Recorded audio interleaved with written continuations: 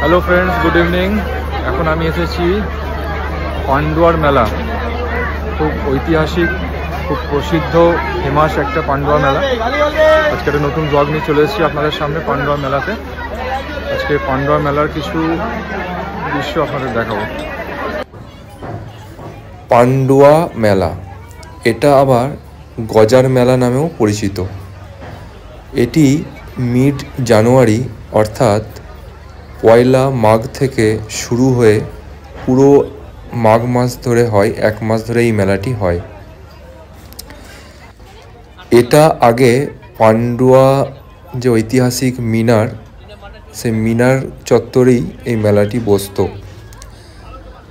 এখন এই মেলাটি কালনা রোডে হয়ে থাকে।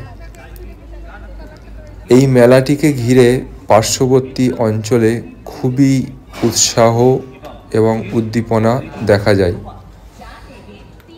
ওই অঞ্চলের সমস্ত মানুষ একবার বা একাধিকবার এই মেলায় এসে থাকেন। এই মেলার প্রধান আকর্ষণ হলো নাদরুটি এবং কাবাব, যেটা খুবই বিখ্যাত।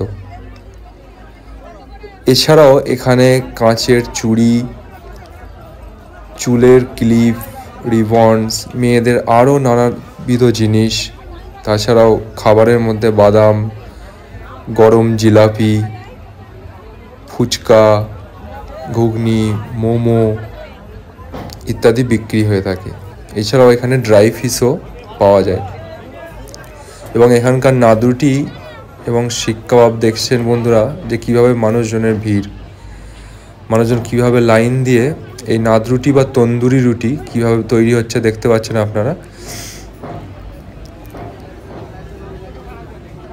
অন্য মেলার মতো এখানে নাগরদোলনা, merry go rounds, magic show এবং বাচ্চাদের জন্য নানা রকম রাইডস আসে। এখানকার প্রধান অ্যাট্রাকশন হলো গজা। এই গজা সাধারণত আমরা যেটা জেনে থাকি 2 থেকে 3 ইঞ্চির হয়ে থাকে,